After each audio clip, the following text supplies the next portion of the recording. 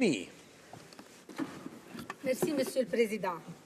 Chers députés, collègues, membres de l'opposition et amis, c'est pour moi un honneur et un privilège de m'adresser à vous aujourd'hui, ici, dans cette institution noble, au sujet du premier budget du nouveau gouvernement présenté par le ministre Bill Morneau mardi le 22 mars. Vous étiez tous ici lorsque l'honorable Bill Morneau a présenté les détails de ce budget, la feuille de route financière qui permettra de faire un bon bout de chemin vers un Canada meilleur et un avenir meilleur. Je suis fière de ce budget qui tient compte des préoccupations des Canadiens ordinaires et surtout, dans la circonscription de Vimy, de ces gens que nous, qui siégeons à la Chambre, devrions remercier de nous avoir conféré la grande responsabilité de représenter leurs intérêts. Chaque jour, je suis reconnaissante de ce privilège, comme chacun de nous devrait l'être, et j'ai par conséquent pleinement l'intention d'honorer ce privilège en nous mettant fermement et véritablement au service des gens de notre circonscription. Voilà exactement ce que fait ce budget. Il s'agit d'un budget progressiste, doté d'objectifs réalisables, qui aura des répercussions positives pour les Canadiens de la classe moyenne. Je suis ravie de pouvoir parler directement de l'orientation positive que prend le gouvernement en matière politique, fiscale et sociale, une orientation qui commencera à redéfinir ce que cela signifie d'aider la classe moyenne et ceux qui souhaitent en faire partie. La classe moyenne est l'épine dorsale de notre économie.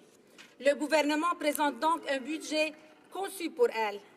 Les gens de la classe moyenne sont des Canadiens ordinaires qui travaillent dur pour pouvoir un jour régler leurs dettes, être propriétaires d'une maison, élever leurs enfants et payer leurs études, épargner en vue de la retraite et avoir encore assez d'argent et de temps pour s'adonner à des loisirs et faire preuve de générosité.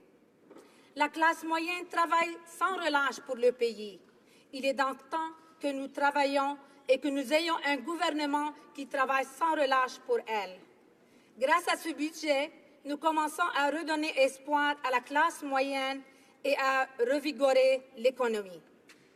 La combinaison d'investissements qui se font attendre depuis longtemps dans les infrastructures, le remaniement des politiques sociales et économiques et l'engagement à fournir des mesures de soutien et de stimulation voulues est un mélange ambitieux d'initiatives stratégiques progressistes qui servira de catalyseur pour générer le genre d'allègement qui dynamisera notre économie et notre classe moyenne. Grâce à plusieurs initiatives, les Canadiens de la classe moyenne et à faible revenu verront leur fardeau fiscal allégé et recevront des suppléments étendus pour combler leurs plus grands besoins. Les Canadiens qui vivent seuls, en couple ou qui forment une famille verront des changements fiscaux positifs qui mettront plus d'argent directement dans leurs poches.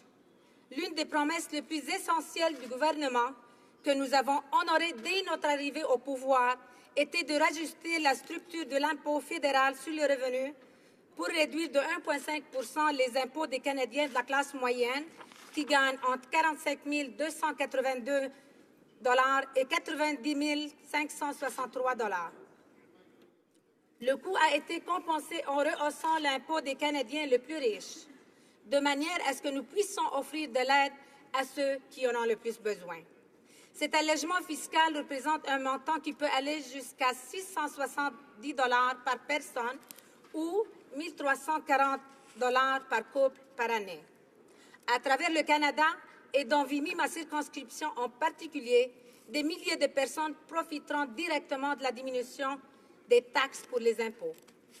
En créant l'allocation canadienne aux enfants, le gouvernement offre des suppléments accrus aux familles canadiennes et surtout, une fois de plus, à ceux qui en ont le plus besoin.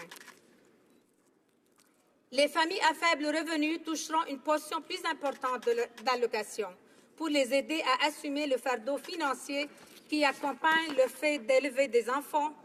Les familles qui gagnent 30 000 $ ou moins toucheront le montant maximal de cette nouvelle prestation exempte d'impôts, ce qui signifie plus d'argent dans les poches des Canadiens qui auront le plus besoin. Aider à maintenir hors de la pauvreté 300 000 enfants canadiens. Ceci devrait être toujours une priorité pour les gouvernements. Réévaluer et prescrire des politiques nouvelles, plus efficaces, est la clé de succès pour la génération de demain. En investissant dans les familles canadiennes et en soutenant maintenant, nous ouvrons pour des enfants des portes auparavant inaccessibles. We may find ourselves in old age. Nous devons faire des choix difficiles. Nous devons faire face à des changements non prévus. La retraite précoce, en raison de problèmes de santé, peut avoir des répercussions sur la retraite.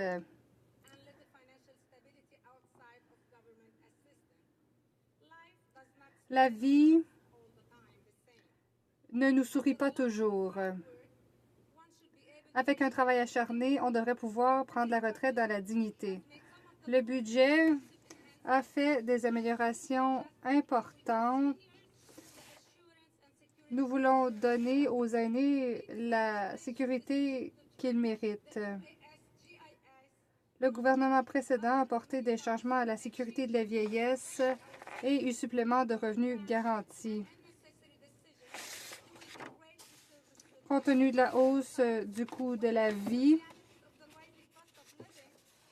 du fait que les aînés frôlent le seuil de la pauvreté et du vieillissement indéniable de la population canadienne, cette décision a causé grand tort au moment même où nous devrions plus nous préparer et investir dans leur prospérité à long terme et non leur couper les vivres, puis regarder ceux-là même qui ont aidé à édifier notre pays sombrer dans la misère de l'obscurité. Le 29 septembre 2015, on a annoncé que, pour la première fois au Canada, le nombre de Canadiens âgés de 65 ans et plus a surpassé le nombre de Canadiens âgés de 15 ans et moins. Au moment de cette annonce, le Canada comptait près de 6 millions d'aînés et on s'attend à ce que le nombre augmente de 50 % d'ici 21 ans. Sans ces changements, l'annulation des décisions prises par la précédente administration et la mise en œuvre de nouvelles mesures, nous agissons de façon proactive pour garantir aux aînés un niveau de vie acceptable. Le budget prévoit des mesures expressément pour les aînés, investissements supplémentaires dans les logements abordables, augmentation du supplément de revenu garanti, rétablissement de l'âge d'admissibilité à la sécurité de la vieillesse et au supplément de revenu garanti ainsi qu'aux allocations, intention du gouvernement de collaborer avec les provinces et les territoires pour étendre le régime de pension du Canada et accroître l'accès aux soins à domicile. Voilà le genre d'investissement que nous devons faire en ce pays. J'ai choisi aujourd'hui de parler de ces aspects particuliers du budget en raison de l'incidence positive qu'ils auront sur mes électeurs et parce que je crois que nous nous dirigeons dans la bonne direction. J'ai rencontré d'innombrables gens de ma circonscription et j'ai écouté leur situation. Ils réclament un gouvernement qui prend soin de tous les Canadiens. Ils veulent un plan qui aide le pays entier à progresser et non un seul segment de la société.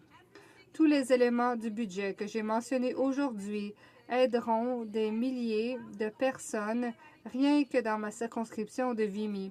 Ils aideront également des millions de Canadiens partout au pays pendant des années à venir. Je n'ai pu qu'effleurer tout ce que le budget vise à accomplir. Il offre de l'assurance aux familles, de la dignité aux aînés, du respect aux anciens combattants, un avenir aux jeunes, un espoir renouvelé aux Autochtones, une présence mondiale humanitaire, des politiques environnementales viables, la justice et l'égalité. Lorsque les Canadiens de la classe moyenne disposent de plus d'argent dans leur poche pour épargner, investir et faire croître l'économie, ce sont tous les Canadiens qui en bénéficient. Merci, Monsieur le Président. Question et commentaire. Le député